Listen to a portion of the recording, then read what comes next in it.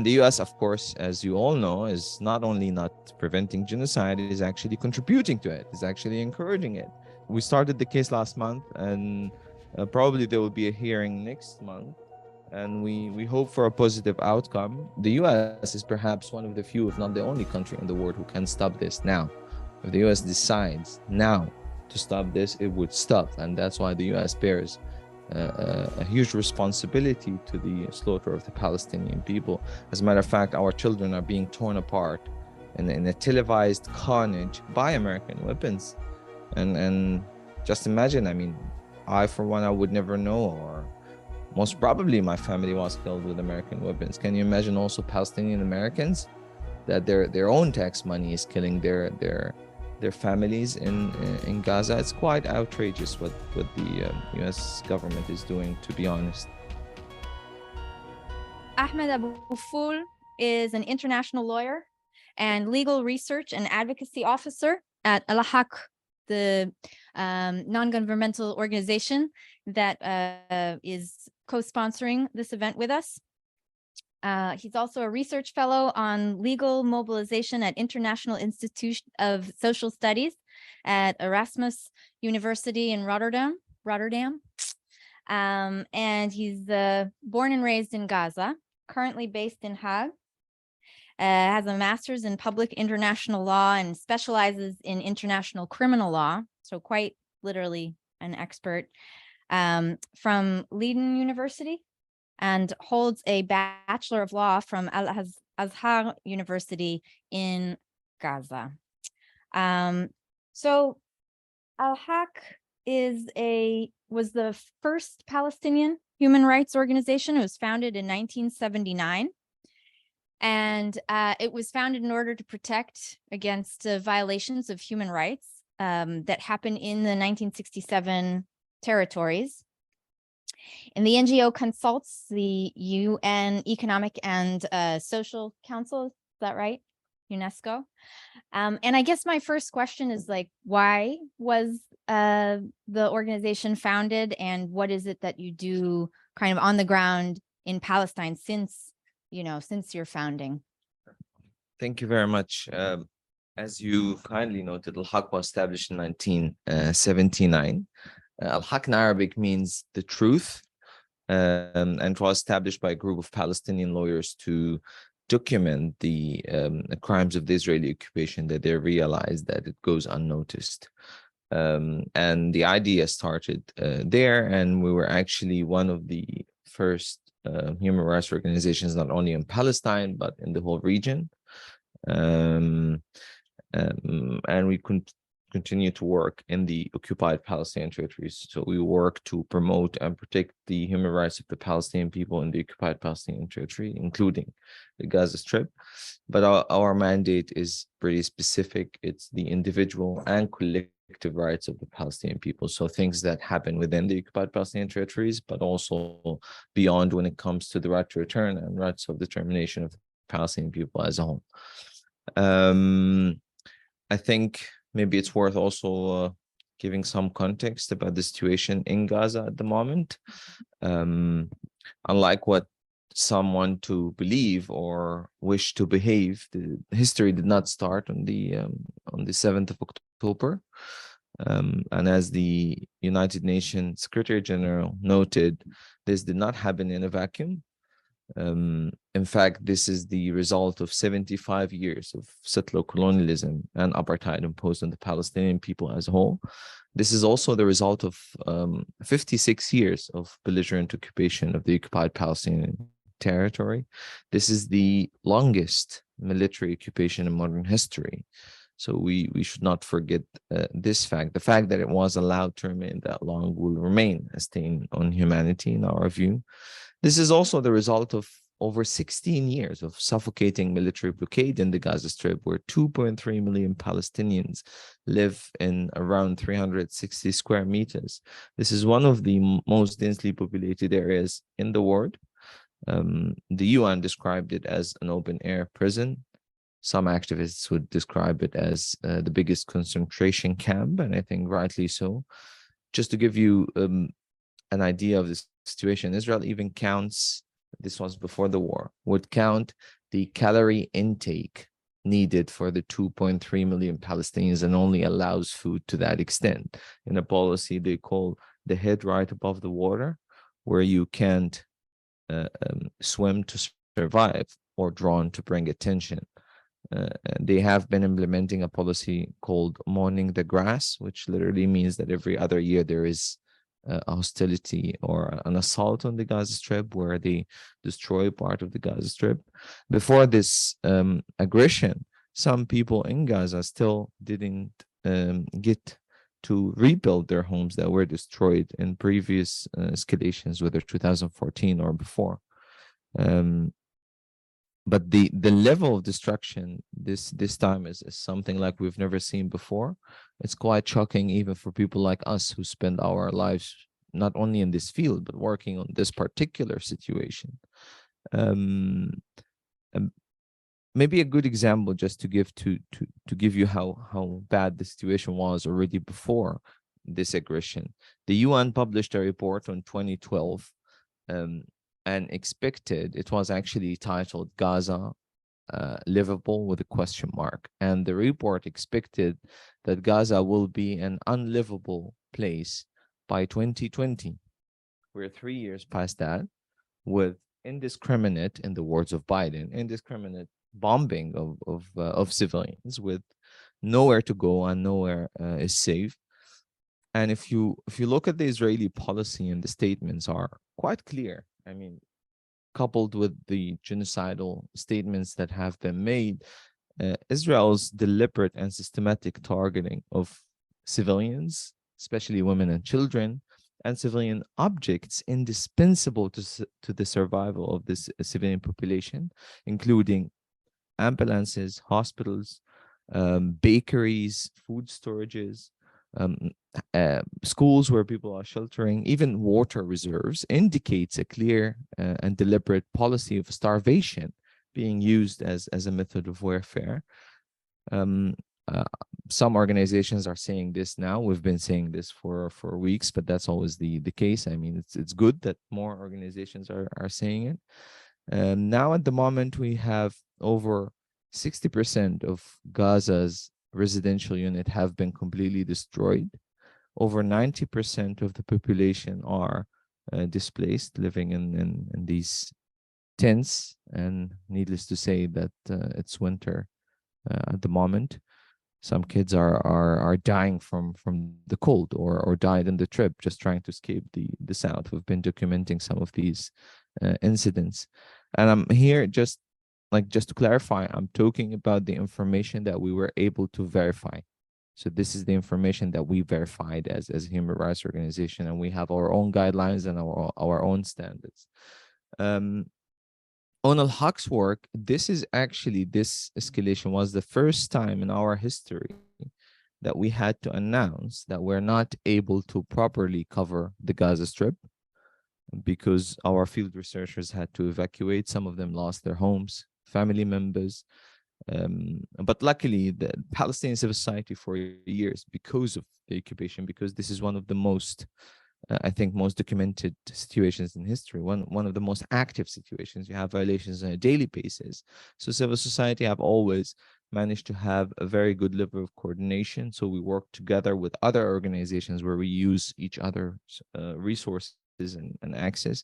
So luckily, we're still able to do that together, but we had to announce that we're unable to do it alone, and that's why when we came together, so this would tell you the intensity of the situation. Some of our staff, as I said, lost family members. I myself did. Until last week, it was only 10 members of my family, including my eldest uncle and some of my cousins. Last week, I was in Washington, and in between meetings, I received the news that there was another targeting of our family in the Mukhtar's house. The concept of Mukhtar in our region is the elder of the family, and someone who will have to have a big house and help people. So when the situation was very difficult in the north, a lot of people went to his house, and I received the news that house was targeted. At the beginning, I heard that one of my uncles, one of my cousins with the same name, Ahmed. He was a paramedic. He was among 15 who died. Today, I received the news, the confirmation that in fact there were more than 50 of our family, including entire families, who were killed in that targeting.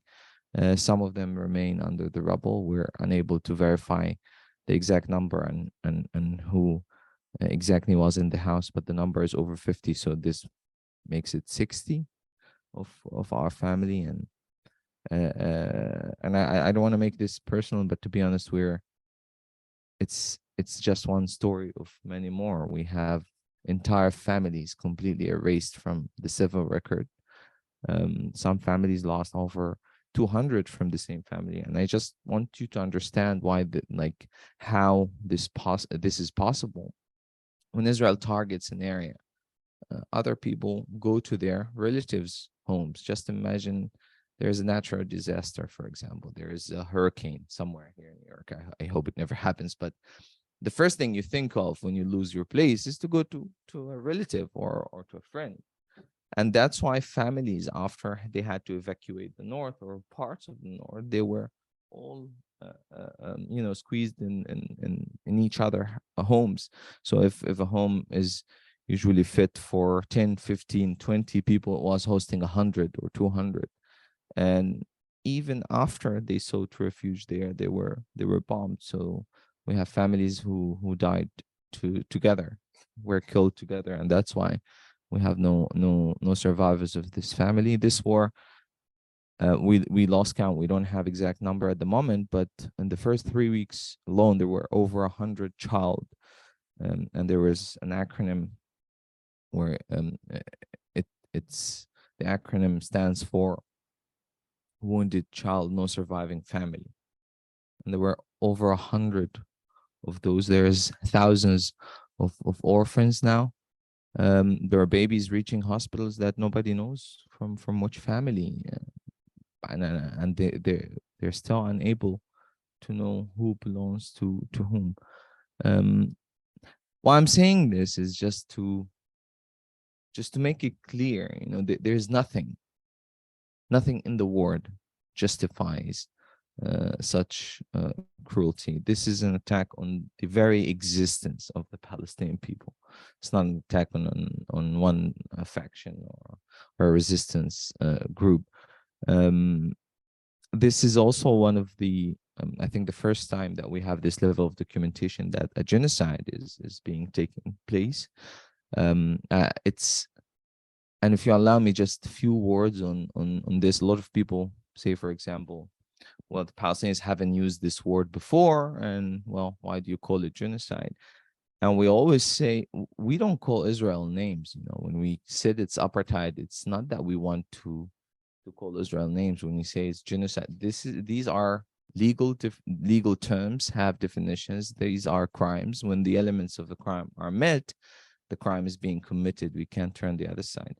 But an important thing to remember that genocide is not a concept that is completely alien to a settler colonial project. It's actually inherent. Settler colonial ideologies are inherently racist and inherently genocidal. Why to go very far? One of the examples is the land we're on right now. It was built on the erasure of the indigenous population and the genocide that was committed against them. Every settler colonial regime is genocidal by nature. When it fails, because it's supremacist in its ideology, it tried to segregate and separate between the indigenous and the colonized. So you see also a trend in history where the settler colonial project would fail or doesn't manage to completely erase the native population, would impose an apartheid regime.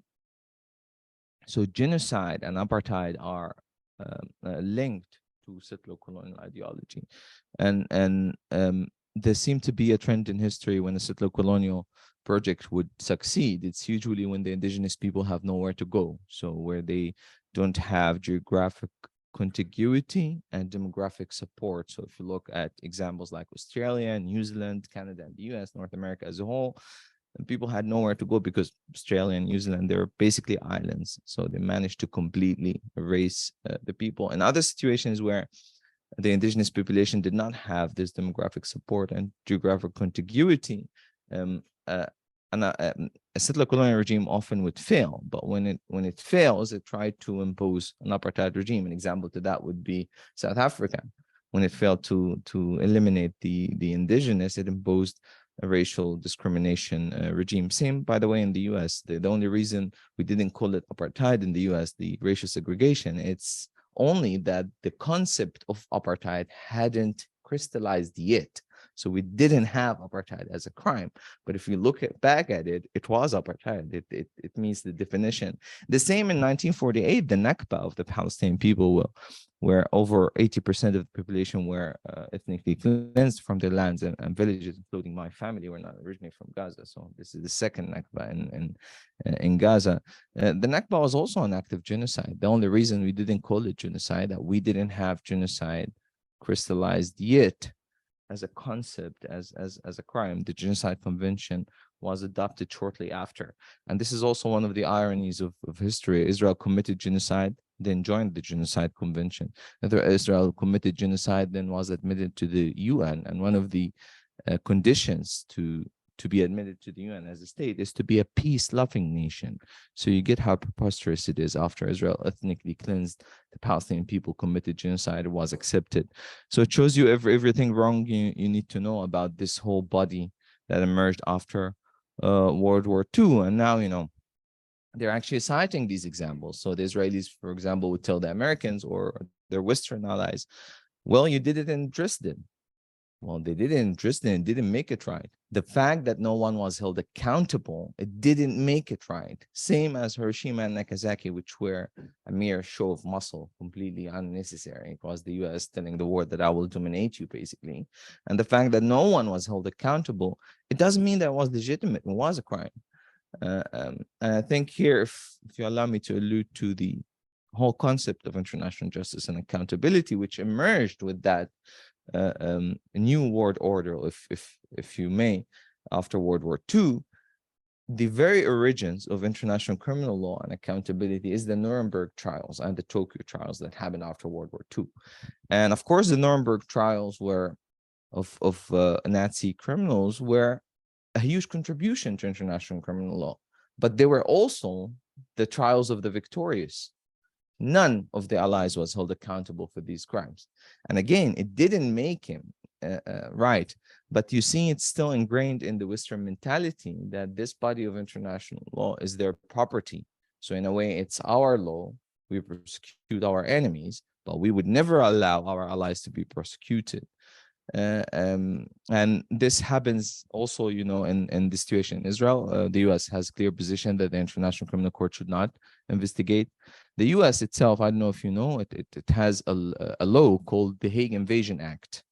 Did anyone ever heard about it? Well, this is a law that allows the President of the United States to take any means necessary to free any U.S. personnel held by the International Criminal Court. And that's why it's called the Hague Invasion Act.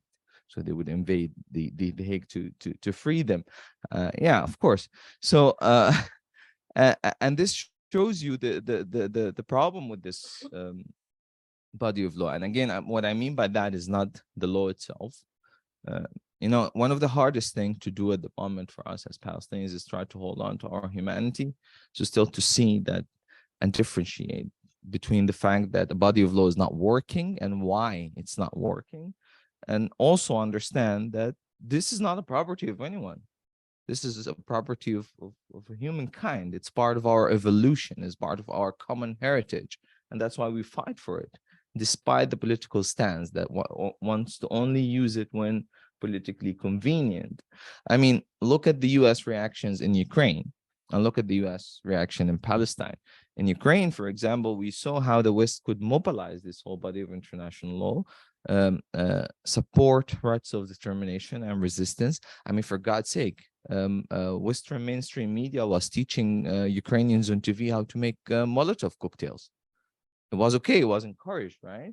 But any act of Palestinians is deemed quote unquote terrorism, and I will come to that. I think there's a huge discussion there. But if you look at it, basically what the West is telling the world, our part of the world in particular, that we're not human enough for that body of law, or perhaps we're not white enough. I don't know what the exact word should be. But what the US and the West is doing is saying basically an occupation by my ally is okay, it's tolerated, it's rationalized, but by my enemy is wrong. We need to fight it, right? Rights of determination for my allies is good. We need to support it. But for the population oppressed by my ally like Israel, we don't talk about it that much. Accountability is essential in Ukraine. Look at the US statements on Palestine. And I dare you to find a word about accountability, about justice. We're merely being viewed as colonial subjects, not as human beings. So it's the Palestinian cause, in a way, it's only viewed in the Western mentality, or in the US in particular, through a security lens. So how do we pose a security threat to Israel, quote unquote, which is quite preposterous, because basically you're asking people who are denied their basic rights to guarantee the security of their oppressor, who's one of the most advanced armies in the world and the only nuclear power in the region. How preposterous is that, right? And this is the Western mentality. If you could talk to us about what it is exactly that Al-Haq is now pursuing. There's a number of different, I think, cases going on. And we have here in the US, the Center for Constitutional Rights that's accused and charging Biden and Blinken with not preventing genocide. And I'm wondering if you can talk to us specifically about the lawsuit and yeah, just give us some of those details. Sure. Well, maybe let me just give introduction how this whole body of law works. Like what does it mean for people to try to achieve justice? The International Criminal Court, which is the most obvious example, was never intended to prosecute all crimes in each situation. It was only intended to prosecute those responsible for the most serious crimes, so only at the highest level. But the rest, it doesn't mean it will go unpunished. Usually, domestic jurisdictions, you need to punish them. So in an ideal situation, Israel will prosecute its nationals, but we know Israel is pathologically lying and is designed to never allow any form of accountability, because the whole settler colonial regime is premised on a promise of impunity to its soldiers to oppress the Palestinians. We saw this, and one example I would give, we saw this in the killing of Shireen Abu Akleh, a Palestinian-American veteran journalist of Al Jazeera, where Israeli sniper shot her, and then they said, well, it's the Palestinians who shot her. You see this trend in every incident. Ahli Hospital, same thing, right? They said, no, the Palestinians, it was Palestinian misfire. And then when investigations, open source investigations, showed that there is no way the Palestinians have shot her. We had our own investigation. I encourage you to look it up. It's Al-Haq and Forensic Architecture Unit. Our unit basically did a reconstruction of the crime scene and showed exactly how she was targeted. Then Israel said, well, maybe it's possible, but by mistake. Then they had to admit it, and they said, but no one will be held accountable. Just said it like this, and the US did nothing about it. So in an ideal situation, Israel will persecute, but there's no hope there. So the Palestinians turn to something we call universal jurisdiction. Universal jurisdiction is for other states to prosecute those responsible for a crime in a different state. And usually there are different interpretations of that jurisdiction depending on the state. Some states would require no connection to its jurisdiction. Some of them will say there has to be a jurisdiction, so a connection to their jurisdiction. So whether the perpetrator or the victim is connected to that country. And we had several cases, without delving in the details. We had a case in Belgium and Spain, in the UK. There was even a general of the IDF that landed, and there was an arrest warrant for him. And someone from the Israeli embassy managed to go through airport security to reach the plane in Heathrow Airport and tell him, don't disembark the plane. There is actually an arrest warrant for you, because if he's out, he can be arrested. If he's in, he's still within the nationality of that plane. And he managed to return in the same plane. He didn't actually disembark. And then he returned, and the law was changed in the UK. The law was changed in Spain. The law was changed in Belgium. So you have countries that are changing their own laws not to persecute Israelis. That's why this has rendered the ICC, as it is, the court of last resort for the Palestinians. Uh, another way also to pursue justice at the moment, of course, the ICC is the court of last resort for atrocity crimes, so war crimes, crimes against humanity, and genocide. But what we're doing now is trying to put to test these quote unquote liberal democracies by starting cases in their legal system. So now we have a case against the British government for providing arms licensing to Israel, because there's a responsibility in each state not to provide weapons to a state that will use them in human rights violations or in committing crimes. We have similar case in Australia. Our partners have started cases in the Netherlands and in Norway. In the US, we have a different case, as you rightly pointed out, with the Center for Constitutional Right, Al-Haq, and Defense for Children in Palestine. So we're doing it together against President Biden, Secretary of State Blinken, and Secretary of Defense Austin for their complicity in genocide, but also their failure to prevent. Because the US is party to the Genocide Convention, and the convention is not only about punishment, it's also about prevention of genocide. So states have a responsibility not only to prosecute those who commit genocide after it had been completed, they have a responsibility to prevent it from happening.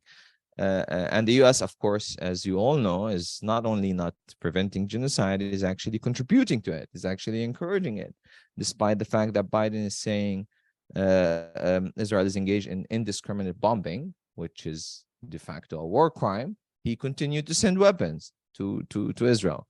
So we started the case last month, and probably there will be a hearing next month, and we hope for a positive outcome.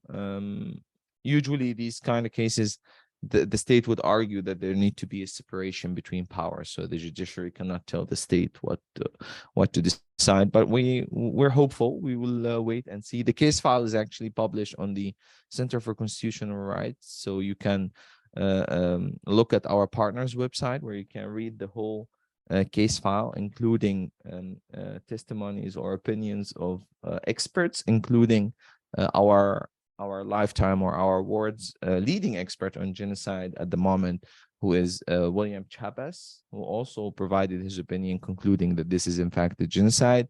There is another opinion of several Holocaust and genocide scholars that are saying that this is a genocide. So please, if you look up the case, it's called Palestine versus Biden, basically, and you will see all the parties to the case. There's also an opinion from Al-Haq, including our staff who were affected. So yeah, that's pretty much it about the case. I hope to have good news to share with you soon once we have a positive development.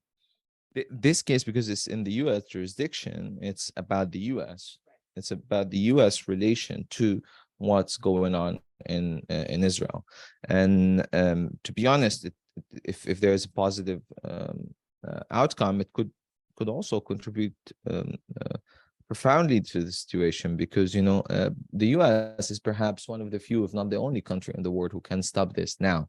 If the U.S. decides now to stop this, it would stop, and that's why the U.S. bears a huge responsibility to the slaughter of the Palestinian people. As a matter of fact, our children are being torn apart in a televised carnage by American weapons.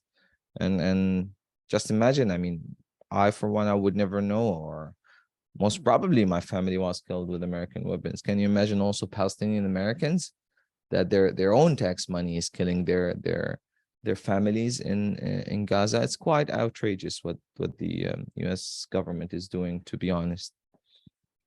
I mean, I have a couple of follow-up questions about that specifically, but if correct me if I'm wrong, but you also have specifically charged Israel and Israeli leaders. Is that true? Is that is there like a case that isn't just about arms deals or the US permitting this, but actually the act of genocide?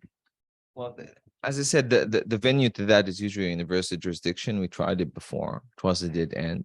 What we do now is communicate with the court.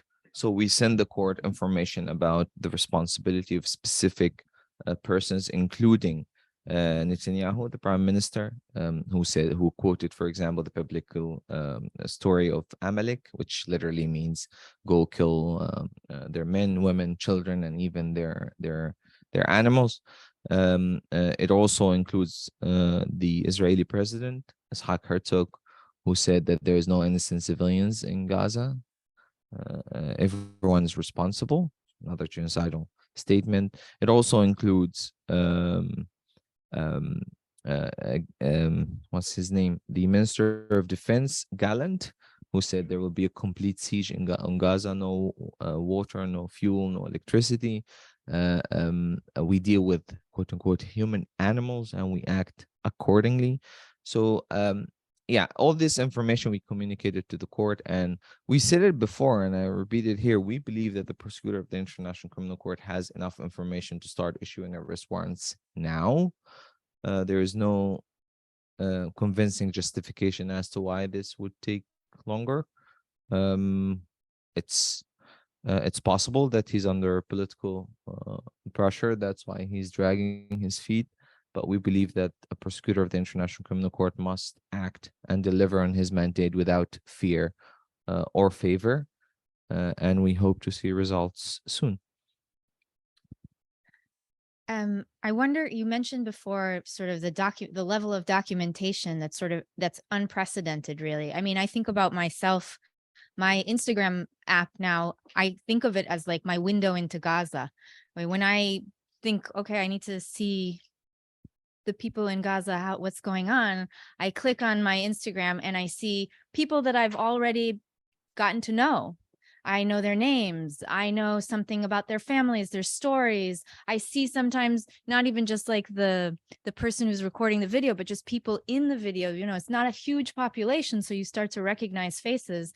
And it's, I think, and I wonder if both because of the kind of public pressure this creates, but also because of the level of documentation, do you think this has an impact on what you'll be able to achieve in the court system, as opposed to what, you know, like accountability, as you've said, has been basically non-existent for past crimes?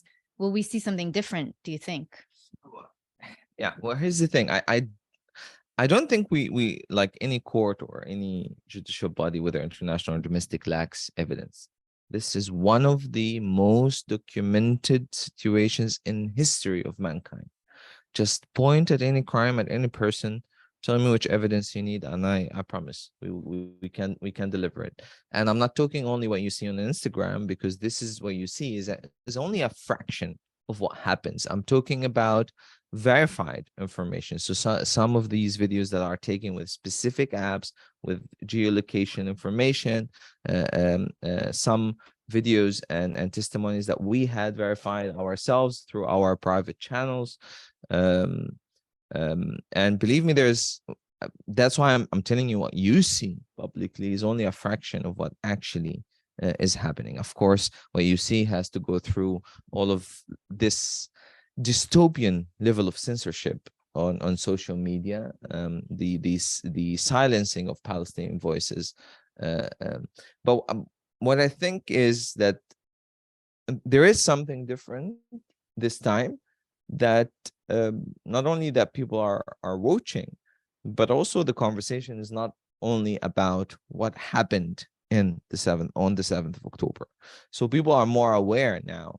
Like, why do you want us to look at what happened only then, and not to question why the Palestinians should live under the boots of occupation that is determining every aspect of their lives for the past 56 years. We can't pick and choose when to look. And besides, what the Palestinians are asking, and I think personally, I think the word for long has misunderstood us. We're not even asking. We're demanding those rights. We're entitled to those rights, regardless of what people think or believe or a view of those rights. And to be honest, I think it's just a matter of time. We will achieve them. We believe that our freedom is inevitable. And what we try to do is to minimize the suffering of the Palestinian people. And I think Ilham Pape, an Israeli historian, he's the author of the book The Ethnic Cleansing of Palestine, which I recommend to everyone. He was asked about the situation. He said something I think is quite accurate. Every settler colonial regime at its final phase, when they know that the end is near for their system of oppression and racial discrimination and racism, they get really violent. And the problem is that this process could take a decade or 2 or 3. And the challenge becomes how to preserve the people until the culmination of this process reach that end. And that's why when we say the most important thing at the moment is a ceasefire, is to protect the people, is to stop the bloodshed. Think about it. With the level of destruction, it's the bare minimum of human decency is to stop the bloodshed. There is no military solution to this. Every other aggression ended with a ceasefire. Why this one is different, and if you look at the voting at the UN with the General Assembly or Security Council, it's basically the world versus the US. The whole world is saying ceasefire, and the US is saying no, more killing. How many more children need to lose their lives before the sadistic desire of Israel for revenge will be satisfied? How many more of our children need to be torn apart by your tax money on your TV screens before the US government just call for a ceasefire? I think we live in a very difficult situation, and there's a lot at stake at the moment that is not only about Palestine. I think the Americans still don't realize, and I mean on the official side, because I see Americans in the street, I see the demonstrations here, we see the polls that say most Americans want the ceasefire, and you see the disconnect, right? And this is really resonating well in a specific incident in history, which was apartheid South Africa. If you go back in history and see, governments around the world, including the US and European governments, were the latecomers to denounce apartheid South Africa. They were okay with it. It was the people that moved and mobilized on the ground that forced the governments to take this position. And we're in a very similar situation at the moment, where you see a clear disconnect between the people's will and what their representatives are doing and saying. And that's why I think it's the beginning of the end. Despite this very difficult situation, I do believe our freedom is inevitable and it's coming. But the challenge becomes how to preserve the people and how to stop the massacre. That's why I think the most important thing at the moment is to call for a ceasefire. And believe me, there's a lot you can do on the individual level. So at this very moment, when the very existence of the Palestinians is being threatened, any show of solidarity, even if wearing kufiya or putting a flag on your window, is support to the Palestinians. Writing to your representatives, demanding a ceasefire, raising awareness about the situation as that of settler colonialism, apartheid, and occupation, and that history didn't start on the 7th of October, is already doing a lot. So I think it's a collective struggle. And it's putting to test all of these quote unquote liberal democracies, but also the US credibility and reputation in our region. No one can take the US or the West seriously when they talk about human rights, because technically you don't mean it. You just mean it when we're the right victims, and obviously we're not the right victims because our perpetrator is your ally. So I think another thing I think people still don't pay attention to, that the Americans are not only losing credibility in our region, but also part of our region will start to sympathize with other geopolitical actors. because they see the US being unfair and not principally applying international law. So the whole position in the US, of the US in the war is being shaked. And to be honest, the US is the only one to blame for it. The US cannot complain why the war doesn't take it seriously, or why the war is questioning credibility. To be honest, I don't think any sane person can take the US seriously after its actions. Thank you. From a legal perspective, what is the most concise way to respond to the ideology that, quote, Israel has the right to defend itself, which is so often invoked, and especially lately? This is a very good question. Thank you to whoever asked this question. And from a legal perspective, if we want to decide if you have a right or not, what do? Don't we recourse to the law? We say what the law is saying. Well, the law that governs, or the body of law that governs the rights of defense for states, is governed under Article 51 of the United Nations Charter. This is a right for states when they're attacked by another state, not a non-state actor, not an armed resistance group.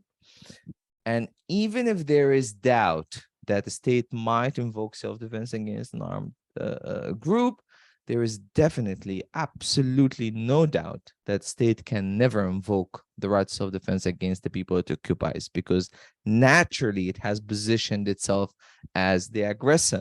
So the law is usually logical. It's not that hard.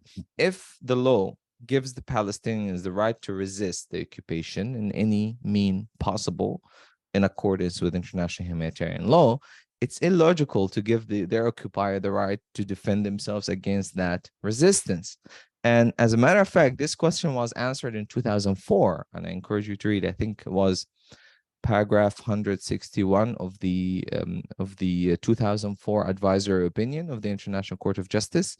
The court addressed this question in particular because, as crazy as it may sound, Israel actually argued self-defense for building the apartheid wall. So even a wall they built in self-defense. So the court then said clearly that the right to self-defense is irrelevant when it comes to the occupied Palestinian territories. So from a legal perspective, it's absolutely clear Israel does not have the right to self-defense, simply because it's not being attacked by another state and it's being in confrontation with the people it occupies who have the right to resist. So Israel does not have this right. And when you hear it in the news, it's only political rhetoric. It has no legal foundation. Thank you. What is the role of the pressure that we apply, and what do you here in the US? I mean, I guess I want to give you an opportunity to make a specific call to action or say specifically what you think we should be doing here to support that. Yeah, I think in general, try to use your democracy. Presumably, you have an effective democracy, right?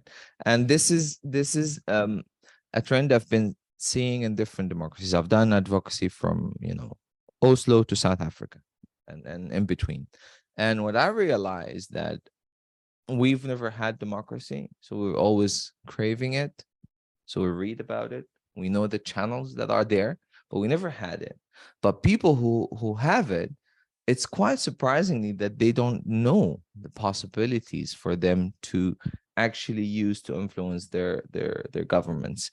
And I think an important thing would be is to use every mean possible within your democracy to influence the position of your government, from writing to your MP to challenging any censorship attempt, to challenge legally any attempt to stop you from talking.